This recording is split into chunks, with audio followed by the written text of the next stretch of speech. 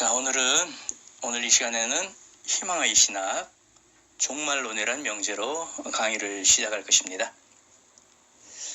지난 2012년에 세계는 종말설 때문에 한창 뒤숭숭했었습니다.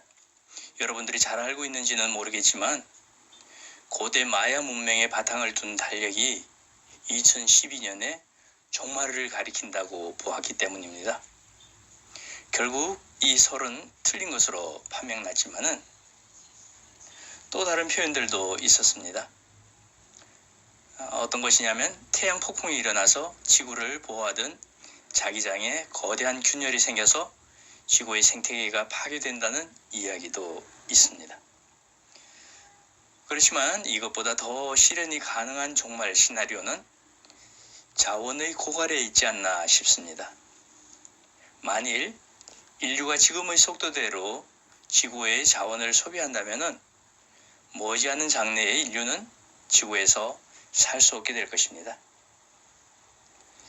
지구의 생물이 탄생한 이래 수많은 종이 탄생하고 또 사라졌습니다.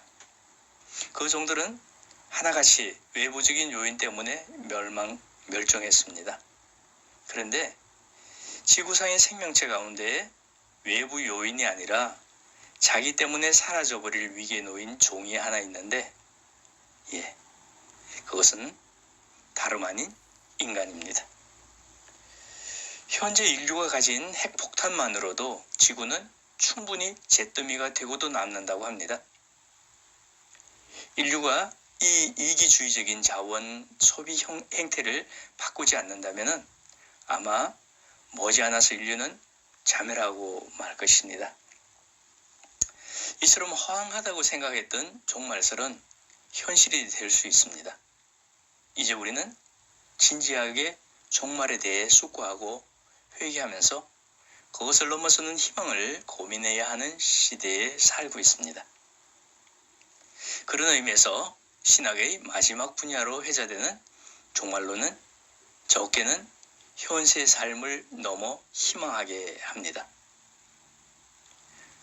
그럼으로써 우리의 앞날을 신앙 안에서 성찰하게 해줄 뿐만 아니라 넓게는 인류 공동체의 앞날에 대한 전망을 제시해주는 의미 있는 신학의 한 분야라고 할 수 있습니다.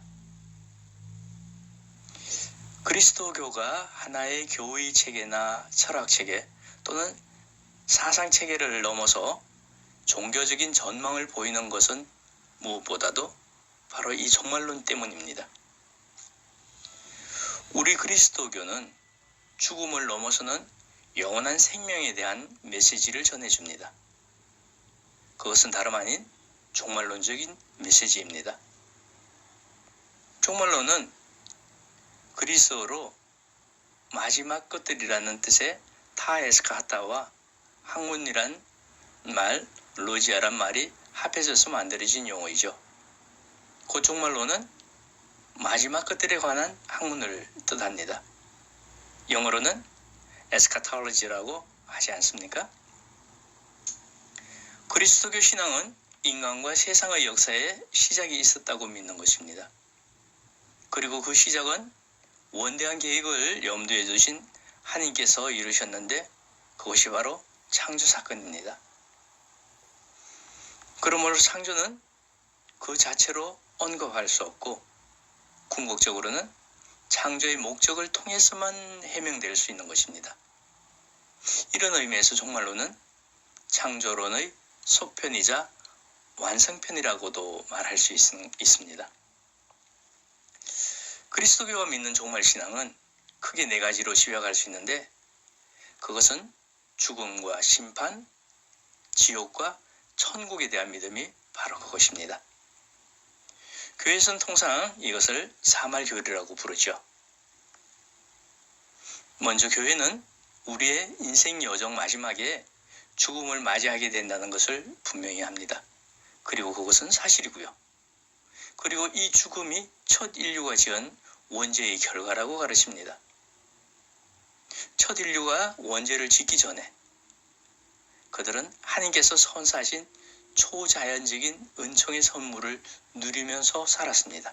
영원한 생명을 살았다는 것이죠. 그들은 죽음을 알지 못했습니다. 그렇지만 원죄에 떨어진 뒤부터 하느님과의 관계가 단절되고 그들이 누렸던 초자연적인 선물은 사라지고 말았습니다. 영원히 살 수 없게 됐다는 것입니다. 세상에서. 원죄는 그들뿐만 아니라 그들의 후손에게 전해져서 온 인류가 죽을 운명을 겪어야 했습니다. 그렇지만은 그리스도께서 이 세상에 오셔서 인류를 구원하고자 돌아가심으로써 죽음은 새로운 국면을 맞이하게 됩니다. 그리스도의 죽음과 부활로 죽음이 극복되었기 때문이죠. 이제 그리스도를 믿는 이들에게 죽음은 인생의 마지막 국면이 아니라 그것은 무엇보다도 그리스도와 더불어서 새로운 생명으로 나아가고자 그분의 죽음에 동참하는 것을 의미합니다. 교회는 죽음 뒤에 각 개인이 맞이하게 될 심판에 대해서 가르칩니다.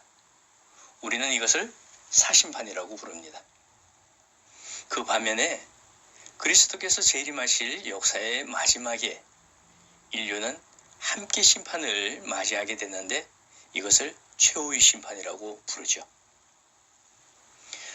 하나님께서는 세상 종말 때에 분명히 우리 모두를 심판하실 것입니다. 그때 우리 삶의 모든 행적은 하나님 앞에 낱낱이 드러나고 그것에 대한 상이나 벌을 받게 될 것입니다. 하나님은 자비하시지만 동시에 공정하시고 의로운 분이십니다. 예수님께서 마태복음 25장 31절에서 46절에서 말씀하셨듯이 새말에 세상 마지막에 심판받을 때에 우리는 그분의 말씀에 따라서 양과 염소처럼 이웃사랑을 얼마나 실천했는지 주님을 잘 섬겼는지 하는 기준에 따라서 나뉘게 될 것입니다. 그렇지만 이러한 심판이 우리를 단죄하려고 있는 것이 아니라 교회는 이 심판에서 무엇보다도 주님께서 베푸시는 구원을 바라보아야 한다고 가르칩니다. 하나님께서는 결코 우리의 멸망을 바라지 않으시기 때문입니다. 우리의 운명을 결정짓는 것은 마지막까지 우리의 자유의지에 달려있기 때문입니다. 최후 심판에 이르게 되면은 역사의 흐름 속에 묻혀있던 수많은 사건의 참모습이 그대로 공의롭게 드러나게 될 것입니다. 그러므로서 개인과 인류 공동체의 역사는 하나님 앞에서 사랑의 심판을 받게 될 것입니다. 교회는 심판 이후에 인류의 운명에 대해서도 가르칩니다. 연옥과 지옥, 그리고 천국에 대한 신앙이 바로 그것인데요. 현대에 들어와서 이런 죽음 이후의 실제들에 대한 믿음이 점차 희미해지고 있는 것도 또한 사실이고 현실입니다. 그렇지만 교회 교도권은 다양한 기회를 통해서 이 교리들을 재천명하고 있습니다.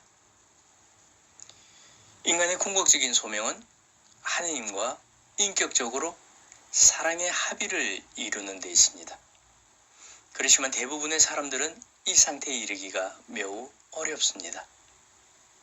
그렇기 때문에 이 합의에 이르려고 한다면은 그분에 대한 사랑을 순수하게 정화해야 합니다.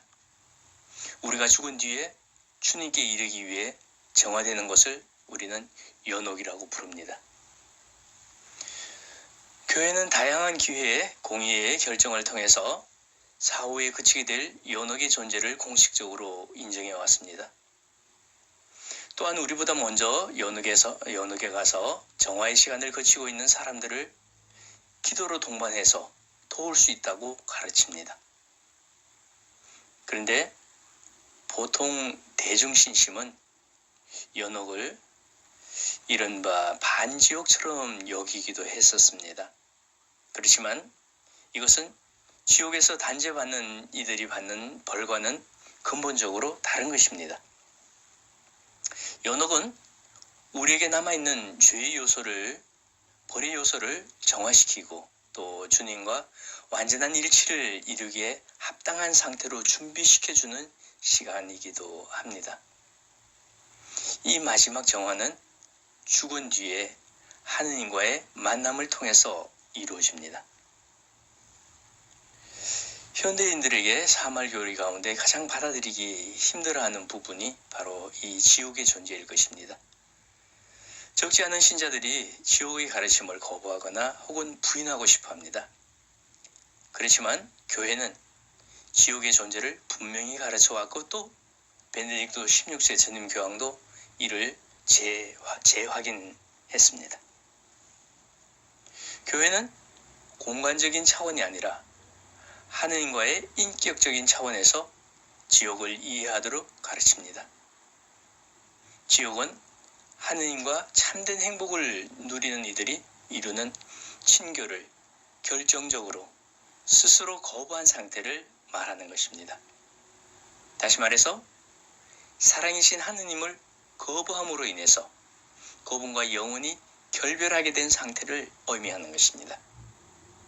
이것은 하느님이 아닌 인간이 스스로 불러온 것입니다. 어떤 사람들은 하느님의 사랑과 지옥이 모순된다고도 말합니다. 그것은 이 가르침을 잘못 이해한 것입니다. 사랑 자체이신 하느님께서는 언제나 인간을 당신과의 친교로 부르시지만은 누가요?